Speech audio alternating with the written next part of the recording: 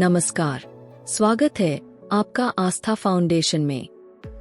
તો બધાનો ખૂબ ખૂબ આભાર આસ્થા ફાઉન્ડેશનનો, આટલા પ્યારા બચ્ચાઓનો, એનાથી પણ પ્યારા મમ્મી પપ્પાઓનો કે અમને આજે અહીંયા તમારા એમ કહેવાય ને કે એક ઉત્સવની અંદર સહભાગી બનાવ્યા છે, તો અમને પોતાને ખૂબ આનંદ થયો છે. અમારા ફાઉન્ડેશન થકી આ બાળકોની સાથે 2 પ્રવૃત્તિ અમે કરી છે અને બંને પ્રવૃત્તિમાં મને મારી ટીમ તરફથી એવો ફીડબેક મળ્યો છે કે બાળકો એટલા બધા એન્થુઝિયાસ્ટિક છે, ટીમ એટલી બધી સારી છે અને બાળકો બહુ સરસ રીતના અહીંયા સચવાઈને રાઈટ ડાયરેક્શનમાં કામ કરે છે. એટલે હું તો કોઈ એવી એક્સપર્ટ નથી, પણ બધાના માટે હું બ્લેસિંગ્સ આપીશ, બધાના માટે પ્રાર્થના કરીશ કે આજે આટલા ડાયા અને સારા છોકરાઓ અહીંયા છે અને એમની એનર્જી આટલી સારી રીતના ચેનલાઇઝ થાય છે, તો આ ઓર્ગેનાઇઝેશન વધુ ને વધુ આગળ વધતું જાય અને એની સાથે આ બાળકોને કોઈ પણ ટાઈપનું નાનું મોટું કંઈક ને કંઈક કામ કરવાની એક તક મળે કે જેનાથી એ એમનું જીવન ગુજારી શકે છે. મારું એઝ અ પેરેન્ટ તરીકે એક ઓબ્ઝર્વેશન રહ્યું છે કે મારા બંને બાળકો એકદમ ડિફરન્ટ હતા. એક હતું કે બહુ જ હોશિયાર હતું, એક હતું એ બહુ જ સ્લો લર્નર હતું. એટલે મને એવું છે કે જે બાળક જેવું ટાઈપનું છે એને એવું ટાઈપનું વાતાવરણ આપણે આપતા રહીએ તો એ વધારે ખીલી શકશે. આમાં કોઈ કોમ્પિટિશન નથી કે ભાઈ આના બાળકને 100% આવ્યા અને મારે 98% આવ્યા, કોઈ કોમ્પિટિશન નથી. માતા પિતાની જર્ની આપણી બાળક સાથેની 2 બાળકો ઘરમાં હોય તોય અલગ છે અને આવા બ્લેક બાળકો હોય તો વધારે સરળ છે. હું એમ કહીશ, અઘરી હશે, તમને એવું લાગતું હશે કે આમ નથી થતું તેમ નથી થતું, પણ હું તમને કહું કે મારે 2 દીકરા છે, બંને ધીરે ધીરે કરી અને એક તો બહુ જ હોશિયાર હતો, એક ધીમે ધીમે કરીને હોશિયાર થયો અને બંને જણા અત્યારે અમેરિકા રહે છે. એઝ અ મધર તરીકે મને એવું થાય કે મારા છોકરાઓ ભલે હોશિયાર છે, બધું છે, પણ મારી પાસે રહે. પણ તમારી પાસે આ બાળકો જિંદગીભર રહેવાના છે. જેવું એમ કહેવાય ને કે હોશિયાર બાળકો ભણી ગણીને જતા રહે છે અને કદાચ લગ્ન કરીને મા બાપની સાથે પણ નથી રહેતા, પણ આ બાળકો જીવનભર તમારો સહારો બનીને રહેશે. અને આ બાળકોની સાથે એક ઇકોસિસ્ટમ સેટ કરો. એવું નહીં કે આને આ નથી આવડતું, એને જે આવડે છે, જેટલું આવડે છે એવું એની સાથે કરતા રહો કે જાણે કે નાનું એવું એક આ પ્લાન્ટ તમે એક વાવી શકો છો, નાના એવા કામ કરાવી શકો છો, એ કામમાંથી એમને શીખવાડી શકો છો, એ કામમાં એમને હંમેશા એપ્રિશિએટ કરતા રહો કે તમે બહુ સરસ કર્યું, આજે તમે મને મદદ કરી તો હું તમને એક ચોકલેટ આપું છું. આજે આપણે બંને જણા ભેગા થઈને બહાર ક્યાંક ચા પીવા માટે જઈએ કે કોફી પીવા માટે જઈએ, આપણે બંને ભેગા થઈને મૂવી જોવા જઈએ, તો આવા નાના નાના મેમરીઝ જો બાળકની સાથે આપણે ક્રિએટ કરતા રહેશું ને, તો એમને પણ શું લાગશે કે મારા મમ્મી પપ્પા મારા ફ્રેન્ડ જેવા છે, એ મને રોકટોક નથી કરતા. એવા જ્યારે તમે ફ્રેન્ડ બની જશો ત્યારે એ લોકો શું છે, બધું શેર કરી શકશે. અને શેરિંગમાં એવું કંઈ નથી હોતું, ફન જ હોય છે. જેટલું તમે એમની સાથે હસશો, જેટલું તમે એની સાથે વાતો કરશો, અને આ નિરાળી વાતો છે. ક્યારેક આપણને એવું થાય, મને તો બહુ એવું થાય કે મારા બાળકો હજી પણ નાના રહ્યા હોત તો કેવું સારું હોત, કેવી આમ નિખાલસ વાતો સાંભળી શકે.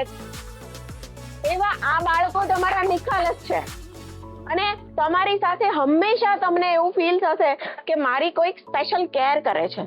તો આપણી એઝ અ મધર તરીકેની, આપણી એઝ અ ફાધર તરીકેની પણ ડ્યુટી છે કે આ આપણા ફેમિલીનો ભાગ છે. આપણા માટે ભગવાને તો એક બ્લેસિંગ્સ તરીકે આપ્યા છે, તો આપણે પણ એમને બ્લેસિંગ્સની જેમ જ રાખીએ. આપણને કોઈક પ્રસાદી આપે તો આપણે એને ઠુકરાવી દઈએ છીએ? નહીં ઠુકરાવીએ. આપણે કોઈક બીજાને શેર પણ નહીં કરીએ કે મહારાજે મને પ્રસાદી આપી છે તો પછી હું જ ખાઈશ. તો આ આપણા જીવનની એક પ્રસાદી છે. તો બધા બાળકોને હું એમ કહીશ કે જેટલું જીવન આપણે એમની સાથે વિતાવવા માટે મળ્યું છે, બહુ જ સરસ રીતના વિતાવીએ. મારા હંમેશા એવા એમ કહેવાય ને કાર્યોની અંદર મેં ઓબ્ઝર્વેશન્સ કર્યા છે કે જેટલું આપણે બીજા માટે કરીશું, જેટલું આપણે આપણા પોતાના લોકો માટે કરીશું, તો ભગવાન આપણને એનાથી અનેક ગણું ઇન ટર્મ્સ ઓફ એમ કહેવાય ને હેલ્થ સારી આપશે, ઇન ટર્મ્સ ઓફ ખુશિયા આપશે, ઇન ટર્મ્સ ઓફ વેલ્થ આપશે, ઇન ટર્મ્સ ઓફ લવ આપશે. તો એ જેટલી વસ્તુ આ બધા બાળકો થકી આપણને મળી શકે છે બિઝનેસના લીધે બહાર છે, પણ જો આવું કોઈ વ્યક્તિ આપણા ઘરે 24 કલાક રહેતો હોય તો આપણે એમને કઈ બીજું સમજાવવાની જરૂર નથી. આ બધા લોકો સમજેલા જ છે. તમે રડતા હશો ને તો તમારી પાસે આવીને બેસીને પૂછશે કે કેમ રડો છો તમે, તમને શું થયું, તમને કોણે શું બોલ્યું. હવે આટલી મમતા, આટલું એમ કોહેસિવ વેમાં આપણી સાથે બિહેવ કરવા વાળું એમ કહેવાય ને કે સમજુ લોકો નહીં કરી શકે.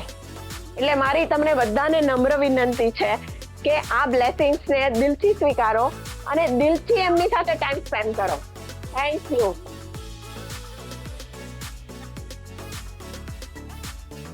आप आस्था फाउंडेशन से कैसे जुड़े? किराने की दुकान थी तो मेरी लड़की मेरे पास खड़ी थी, तो एक यहाँ पे जो लड़का पढ़ता उसके पापा आए तो बोले ये जाती नहीं है स्कूल में. कहा जाती थी पहले पर अभी बंद करवा दी. तो आप बोले आस्था फाउंडेशन में बहुत अच्छी स्कूल है वहाँ डाल दो. तो मैंने आज 8-9 साल से मेरे बच्चे, जब तो बच्चे जब कम थे यार, 8-9 ही बच्चे थे, जब से ही आती है मेरी बच्ची. तो ये आस्था फाउंडेशन के आपके बच्चे की जो शिक्षा दे रहे हैं, तो शिक्षा और विकास आपके बच्चे में ये कितना परिवर्तन दिखा आपको? बहुत परिवर्तन आया. जैसा नाम है स्कूल का वैसे ही मेरे बच्चों में परिवर्तन बहुत आया. उसमें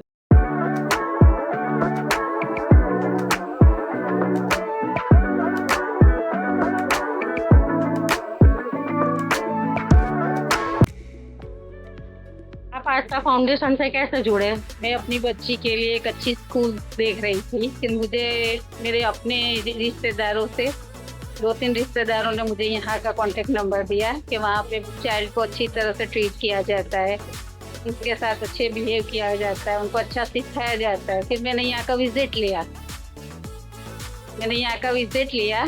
फिर मुझे लगा कि नहीं, ओके, मेरे बच्चे के लिए तो स्कूल बेहतर है. अच्छा, तो फिर अभी आपके बच्चे को आप जब यहाँ पे आस्था फाउंडेशन की स्कूल में भेजते हो, परिवर्तन स्कूल में, तो उसके बाद से सकारात्मक कौन कौन से परिवर्तन दिखे आपको? मुझे प्रोग्रेस दिखा. मेरा बच्चा पहले आई कांटेक्ट से बात नहीं कर रहा था, अब करती है मेरी बेटी. फिर बोलती भी है काफी कुछ ज्यादा. फिर वो यहाँ जो सिखाया जाता है वो मुझे घर पे आके मैं उसको ऑब्जर्व करती हूँ. वैसे बताती नहीं है, मैं उसको ऑब्जर्व करती हूँ कि आज उसको स्कूल में ये कुछ नया सिखाया गया है, उसके साथ ऐसा हुआ है. आस्था फाउंडेशन द्वारा प्रदान की गई अभी बच्चों की जो सेवा है उसमें आपको ज्यादा से कौन कौन सी अच्छी लगी? मतलब ये बच्चों को बेटर टीचर चाहिए, वो यहाँ पे मुझे लगता है कि है.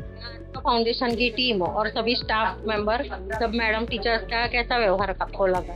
बहुत बेटर. आस्था फाउंडेशन से कैसे जुड़े? हमारे दुकान पर वहाँ आए थे पूछने के लिए, तो मेरा बच्चा बैठा हुआ था, तो बोले आप एक वक्त हमारी मुलाकात लीजिए. तो मैं ऑफिस में आया. ऑफिस में बोला कि आप कल से बच्चे को ले आइए, हमको यहाँ से बच्चे को काफ़ी अच्छा हुआ है और हम इनको दिल से दुआएं देते पूरे स्टाफ को कि सब लोग बहुत ही अच्छे हैं. और मेरा बच्चा पहले कम बोलता था, अभी एकदम क्लियर बात करता है और थोड़ा दौड़ने में भी अच्छा हो गया है. हम पूरे स्टाफ की बहुत तारीफ करते हैं. आपके बच्चे की शिक्षा और विकास में आस्था फाउंडेशन का कैसा सहयोग है? बहुत अच्छा है इनका तो विकास, काफ़ी बच्चे का भी बहुत अच्छा हुआ है. और अभी वैसे क्या सब उसको पूरा नाम वगैरह सबके याद रहते हैं, पहले नाम याद नहीं रहते थे. उनके पूरा स्टाफ, गाड़ी वाला, वैन वाला, सर सभी बहुत अच्छे हैं. हमको तो ये साक्षात भगवान ही मिले हैं. भगवान तो ऊपर रहते हैं ना, ये तो साक्षात भगवान है जो हमारे बच्चों की सेवा करते हैं हर प्रकार से. मैं इनका बहुत आभारी हूँ. और बच्चे का पढ़ाई में भी बहुत अच्छा है और इंटरेस्ट है और टाइम टू टाइम, और यहाँ पे कोई गैप नहीं होता है इनके यहाँ, कोई भी रेगुलर है सब चीज़ में. और रोज इनको यहाँ से कुछ न कुछ मिलता ही रहता है हमेशा. और दिवाली के टाइम पे गिफ्ट, पैसा और क्या चाहिए. हमसे जुड़े और एक नई दिशा की ओर कदम बढ़ाएं. आपकी साझेदारी से हम और भी बड़ा परिवर्तन ला सकते हैं.